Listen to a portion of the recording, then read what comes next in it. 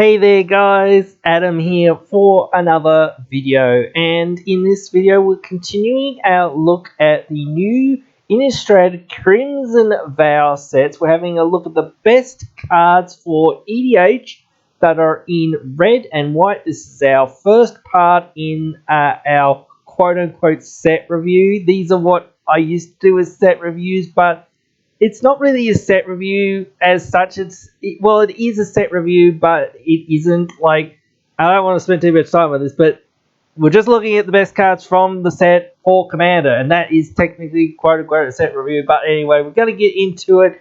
We don't have a lot of cards to talk about, or not too many cards. I've distilled it down to like maybe 5 or 6 of the best cards from each color, what have you, that I think are the best for Commander. I've got rid of all the chaff, essentially. So we're going to get right into this one for today. All right, so first off, I've got Cemetery Protector. This 4 mana, 3/4 with flash. When it ETBs, we exile a card from a graveyard. That's kind of nice, but I don't think it's the main thing we're doing with this. Whenever we play a land or we cast a spell, if it shares a type with the exiled card, we create a 1/1 human creature token. So, look, creatures are everywhere in Commander.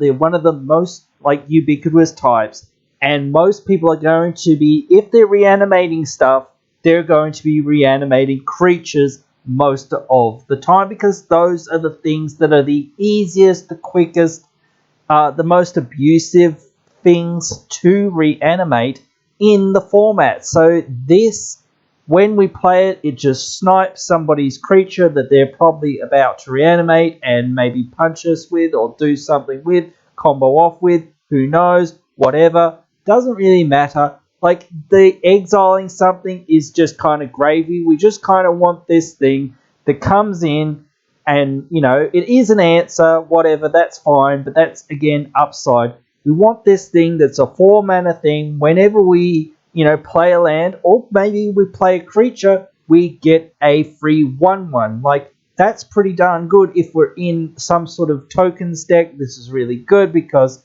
again, instant speed answer is pretty good. Having something, that, you benefit from playing lands, you benefit from playing, if it's a creature you've exiled, which most likely it is, you get that benefit for playing those creatures. So I think it could see play in some token-based decks. I think it's really cool in those sorts of decks. Now, next up is Hallowed Haunting.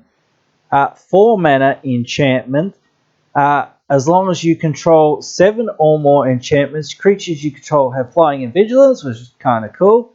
Whenever we cast an enchantment spell, though, we create a white spirit cleric creature token with this creature's power and toughness are equal to the number of spirits we control. So, yeah, this is really great because these are enchantment creatures, and, we just keep making these enchantment creatures. If you're some sort of enchantress deck, I really think this is a great pile-off. It's like Sigil of the Empty Throne on steroids, I feel.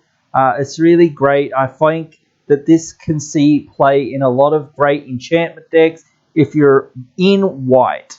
Now, next one is Sagada's Summons.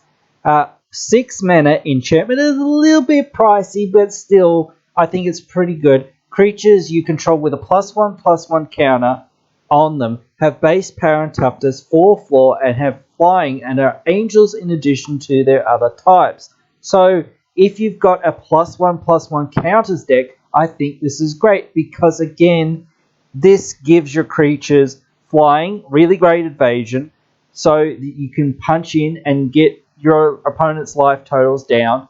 It gives your creatures a base power of 4/4, so all of the counters that you're putting on them are buffing them up even more, meaning that you've got some very threatening flyers coming in and potentially killing them, killing your opponents. You can even use this like an overrun style of an effect where you've already got the counters on all of your stuff and this just sort of buffs everything. and then you have flying as well, so you can just get in there with your damage and whatnot. So I think this is really great, and if you're playing a +1 counters deck and you're in white, you might want to think about running this one very highly. Next one up is Welcoming Vampire. 3 mana, 2/3 flyer. Whenever one or more creatures enter the battlefield with power 2 or less, we draw a card. It only triggers once per turn, and that's not that amazing, but it is Mentor of the Meek, sort of, but we don't have to pay, but it's only once per turn. If we can find some ways to make tokens, or at least smaller tokens, during our opponent's turn, which isn't too difficult, or even like flash into 2-power creatures that we actually have, then this goes up in value. We can just draw cards off of playing our small stuff. So if we're playing some sort of weenies deck, tokens deck that is mostly focused on smaller creatures, I think this is really great and can go in a lot of those style of decks. I want to talk about Chandra just for a second, I guess, here, because I think she's decent for mono red and pretty much mono red only. So this card, I think, if you're only playing mono red or very heavy red, extremely heavy red, it can be decent for you, but I really think you basically just need to be mono red. So unless you're in a mono red deck, I wouldn't really consider this, but in a mono red deck, I think this can do a little bit. You get some mana to tick up. It deals damage to one target player or planeswalker. That's so whatever. If you've got Torbrand, it does a little bit more damage, or any of these other red damage magnifying things, or maybe whatever his name is, Neheb, that makes mana for how many damage you've dealt to your opponents, things like that. Exiling the top card, and if it's red, you may play it this turn. You're going to whiff sometimes on lands, but that's still okay because you still want to get those lands out of the way. Your ultimate, just going to win the game by exiling cards, and you cast spells, and you get an emblem whenever you cast a red spell. It deals X damage to any target, where X is the spell's CMC or mana value. So I really think that this is a really great spell. So, you can do something with it in mono red, especially if you've got some of those burn synergies, because it does care a little bit about dealing damage. Or if you've got some sort of spell slingery style deck, I think it would be all right. I think Manaform Hellkite can be quite good as well. 4 mana, 4/4 dragon. Whenever we cast a non-creature spell, we create an XX dragon, an illusion creature token with flying and haste.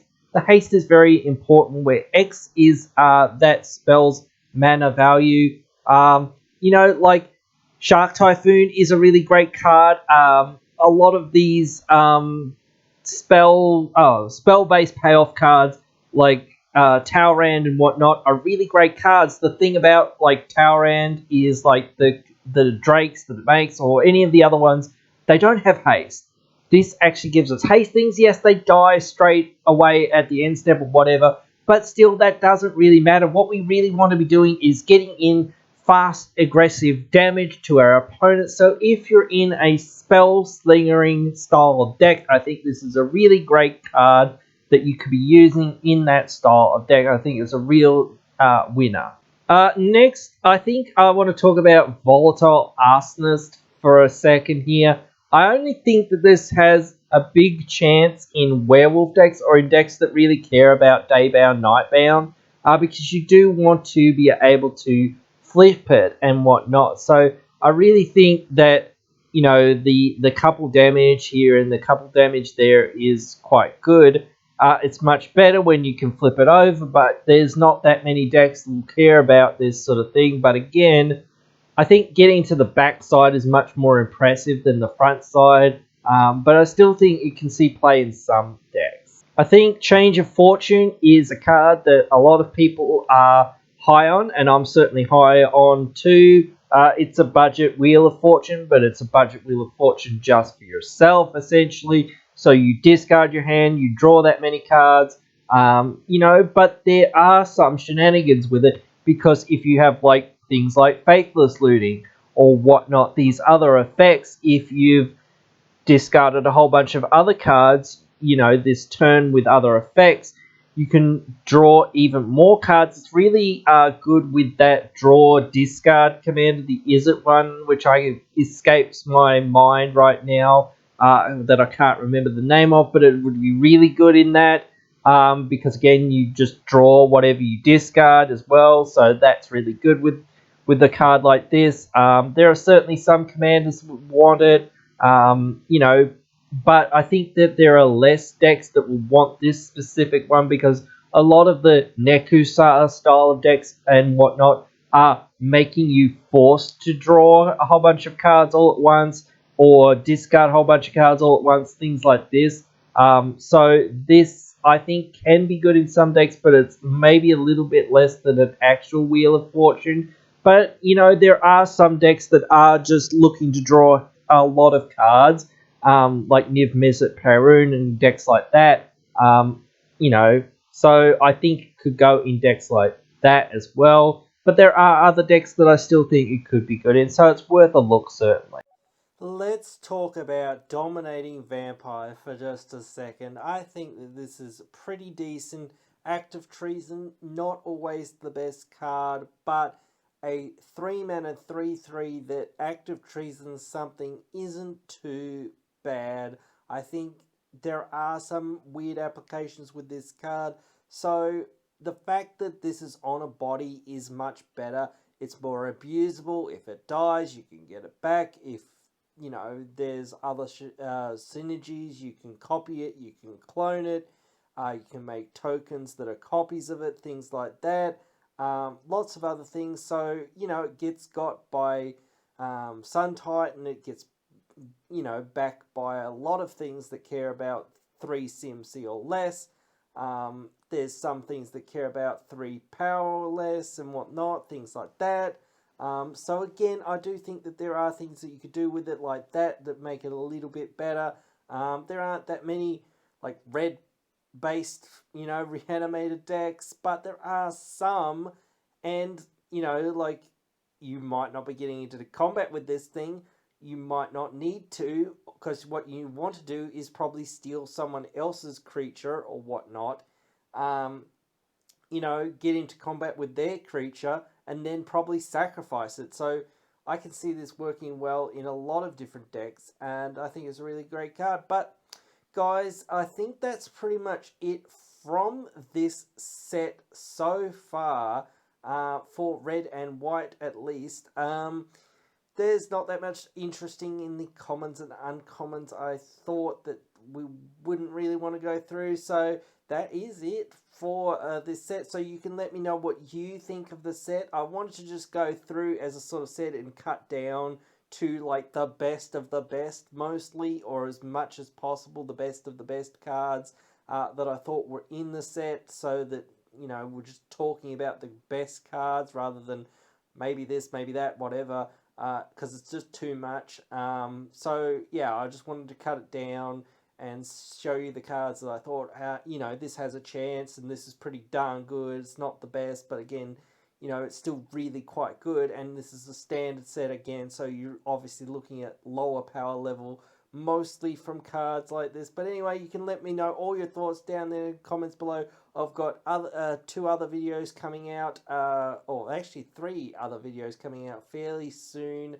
The next part of this series, blue black, green blue, green and lands, and then artifact and multicolored cards. I was thinking about talking about some of the cards that are the commander legal only cards that are in the boosters, the set boosters and the bundles. So I'll try to figure out how I can fit those in. Maybe they'll go into multicolored or something. I'm not quite sure yet. Technically, in theory, they should go into each color, but like I don't really want to do it. I want to maybe do it as a separate one, so, or maybe something, I'm not sure. But anyway, you can also let me know that where you want to see that in your comments, and yeah, I'll just see you down there. I'll try to react to everyone that I can. Really enjoy interacting with you guys, talking about all these geeky things and whatnot. So I'll see you down there, or I'll see you in the next one. Hey, you've just finished watching one of our videos. A bunch of other videos are popping up on your screen now for you to check out, so why not check them out?